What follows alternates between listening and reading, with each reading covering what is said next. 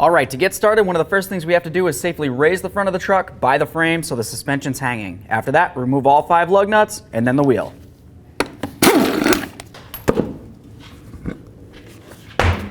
Okay, now the next thing we have to do is go ahead and hold onto this upper area of the sway bar link. That's essentially the nut. And then we're going to come under here with our socket and remove the shaft of the sway bar link.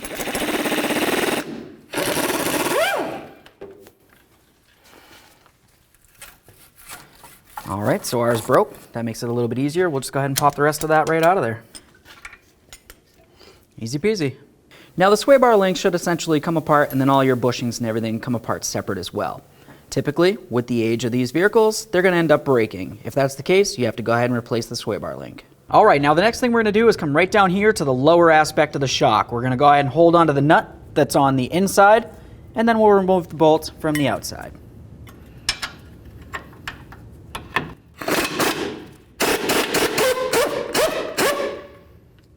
Now we're just going to put a jack underneath the control arm and carefully lift it up so we can remove our bolt. Let's lower that back down. Okay, so now we need to move along to the upper aspect of the shock. I'm just going to go ahead and move this out of the way. Ours is in poor condition, so I can do this. Now the bolt is going to come through from the front to the rear. So the nut's going to be on the back side here, and the bolt is going to be from the forward side. So I'm just going to go ahead and try to hold onto the bolt, and then I'm going to remove the nut.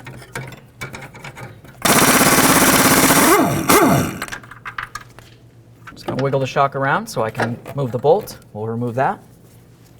Now that we have both those mounting bolts out, let's go ahead and give this a wiggle and remove it from the truck. There it is, friends. Now it's going to be time to get the shock in here. Let's go under that control arm, right up along the top. Now we're going to take one of our control arm bolts, come through from the front, and then go through the hole and out through the rear. Let's go ahead and jack up that lower control arm a little bit.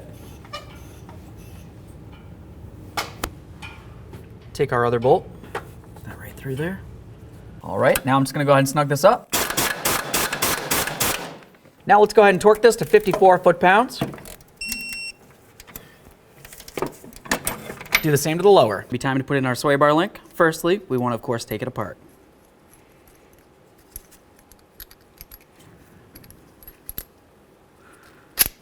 Okay, we'll get it apart to this point. So you're going to have your bolt, a washer, and then the bushing. It's going to come through right here. We're going to put on our next bushing. When you do these, you want the flat area, or the area with the bevel, facing down towards the area that's going to be going against. Another washer after the bushing, spacer, washer, bushing.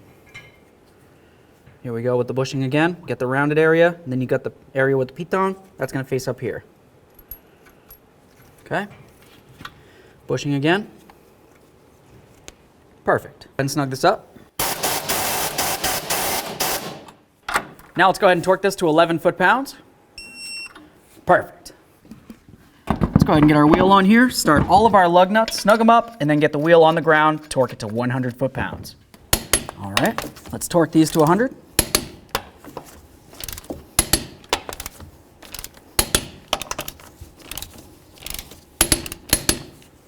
Torqued. If you have your little lug covers, go ahead and throw those on as well. After that, I recommend getting yourself a 4-wheel alignment.